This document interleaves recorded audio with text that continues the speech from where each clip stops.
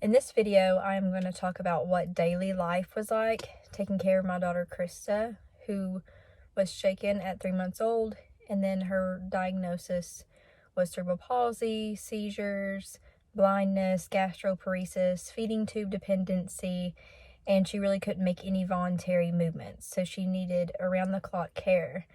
And on days that we didn't have a nurse, so I'll start with what days would have been like with a nurse.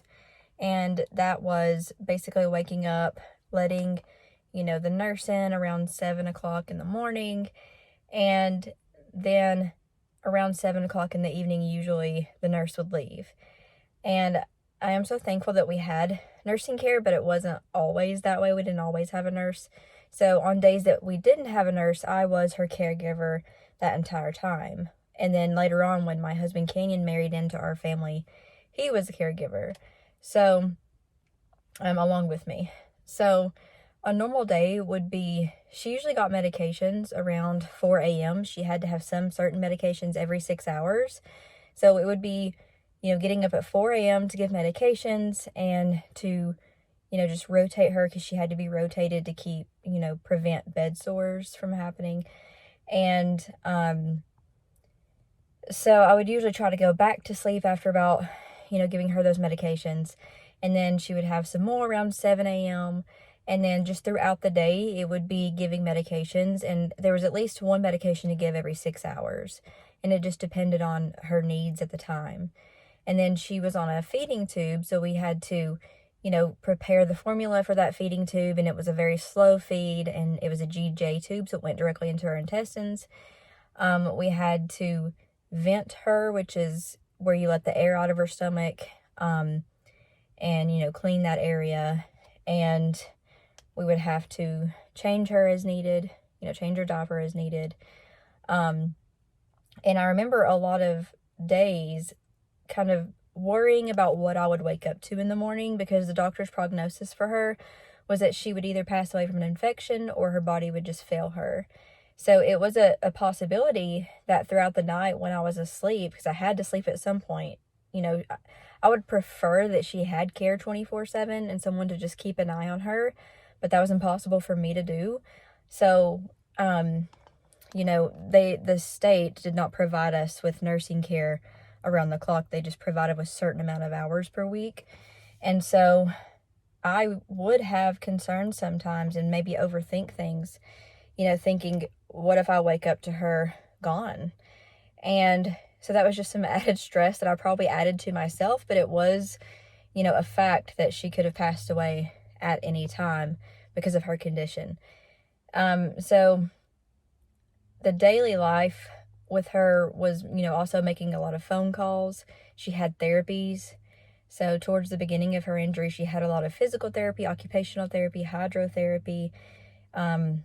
We did some speech therapy to see if she could end up taking stuff by mouth, but she never could get to that point.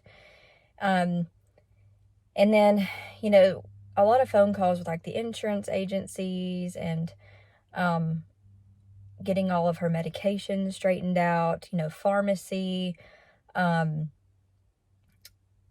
just trying to get her things that she needed. For example, like, she needed at some point she needed a medical bed because she was just outgrowing the bassinet that we used to keep her in and the swings that we used to have for her. And so she needed like a medical bed. So that was a lot of different phone calls and, kind of jumping through hoops to end up being able to receive funding for an actual like medical bed, which is like $10,000 bed.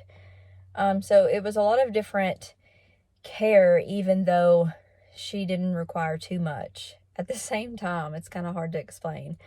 But there were days that it was okay. It felt okay to have to take care of her, but there were also days that it felt miserable because I didn't want to have to take care of her. I wanted her to just be a normal, healthy child like she was before shaken baby syndrome. And so I really had to help myself a lot mentally by, I did several different things to keep my head straight during that, but there were also days that were just bad days, and it was just, a nurse would call in and I would have to call into work and different things like that. And it was a very difficult time and season of life. A lot of it was. Sometimes things went smoothly and it was good, and if I had taken enough time to mentally prepare myself and just cope well, everything was fine. But there were really hard days. I don't want to paint a picture of it being easy, but it also, I know it could be a lot worse. There are people with children who are going through a lot worse than that. But, if you're a caregiver, I just want to give you some encouragement that, what you do sometimes seems very mundane, and it may seem like it's just not very significant, but it really is. And this is coming from a mom who lost their child, who went through taking care of a child like that and then lost their child. And I can say that I don't regret any moment of caring for her. And some days I wish I still had her here, to care for her. I always wish she was here. I just wish she was here, the healthy child that she was before shaken baby syndrome. But there are times that I miss those mundane tasks of just taking care of her. So I hope that encourages you, to just cherish those moments, even though they're very difficult. And, it is significant. And so my daughter could never thank me for everything that I did and those around her did for her, but she didn't have to thank me because, my love for her was enough to do whatever I had to do for her. And I know that if you have someone you're caring for, it's the same. But there was a lot of things that I had to do during that time to care for myself personally. And I won't get into that on this channel because this channel is more about like shaken baby syndrome awareness. I do have another channel that's Sierra Cook where I'm going to go into, it's a brand new channel, but it's where I'm going to go into a lot more of the personal details and like how I took care of myself. So if you are going through a trial or you just, want to take better care of yourself, live a healthy lifestyle, things like that, especially if you're going through a lot of stress and, it's messing with your hormones and things like that, I am going to talk a lot more about that and do videos on my other channel, which is Sierra Cook.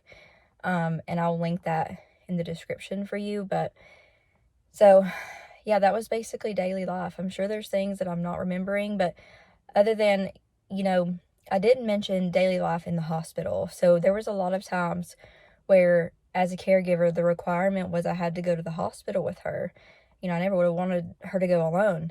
But those are very, very difficult days because no one likes to be in the hospital, but especially when you have to watch your child in the hospital, getting poked and getting tests done, all of those kind of things. You don't know what's the outcome is going to be. And that, makes an already difficult situation to being a caregiver even more difficult and more stressful. And so a daily life in the hospital would just be basically sitting there all day and whatever happened, and you just have to really go with the flow. I would have to call into work a lot. Thankfully, I worked a job as a massage therapist that would allow me to take the time that I needed. And, not everybody has that, but the daily life as far as trying to be a working single mom was very difficult, especially when I couldn't find someone to come sit with her at the hospital because she had to have an adult at all times. And, I didn't have anybody in my life at the time that could just come and sit with her who didn't have their own job. But yeah, so that was basically daily life with a child who, suffered from shaken baby syndrome, has severe disabilities, and I look forward to seeing you on the next video.